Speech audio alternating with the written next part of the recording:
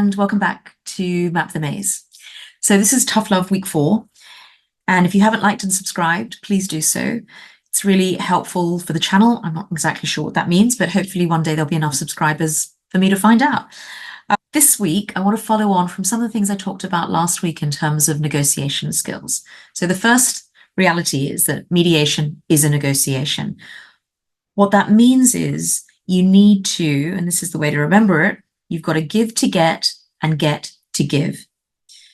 So this manifests in different ways in mediation and affects parties differently. Regardless, I think there are whole groups of people that need to remember this little mantra.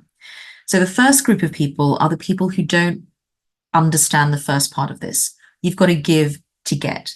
Generally, not always, as I'm about to talk about in a minute, but generally in a negotiation, if you want something, if something is of a priority importance to you and it is worth getting, then you need to think about, what can I compromise on?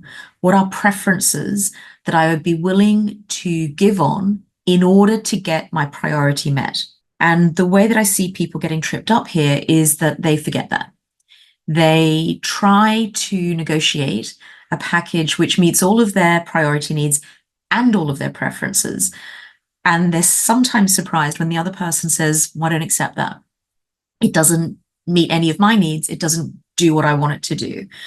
And they're sort of surprised, but I think it goes back to this very basic idea of, if you want something badly enough and that's the priority, there are going to have to be things in a negotiation that you have to give up, that you are going to have to compromise on in order to achieve it. So people forget, I've got to give to get.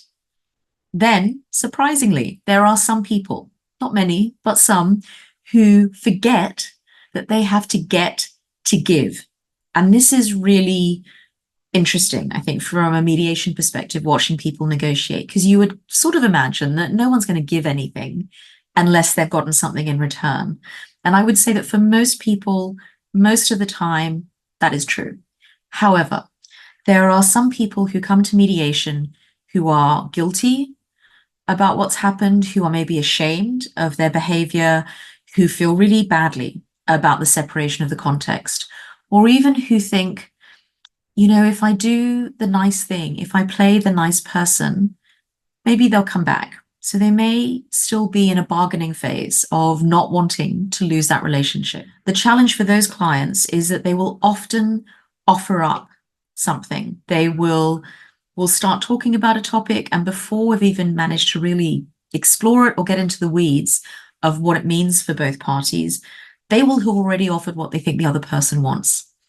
And as you can imagine, the other person typically says, great, I'll take it. The challenge is the negotiation is then going to be unbalanced, because if one person feels that they have gotten something, they're very unlikely to agree that they will exchange something for it later on. You kind of need to get the agreement in place when you make the offer. But also, they very rarely give brownie points for that. So sometimes I'll have clients who say, oh, well, I made a concession on this very early on because I thought if I did that, then later on, they would give me something that I wanted. And again, that's a very high risk strategy, which I have never really seen pay off. That you may be thinking, you know what, this is something I'm willing to compromise on. And I hope that later my priority need is met. The way to say that is not, I'm willing to give you this. The way to say that is, if I were willing to give you this, would you be willing to give me that? Something else. So you never give without getting, which also means you never get without giving. So I think 2 hard lessons for 2 different sets of clients. People who want to kind of ride roughshod over the other person, which is a strategy, but you may not get an agreement and you may be headed to court. So that's something to bear in mind.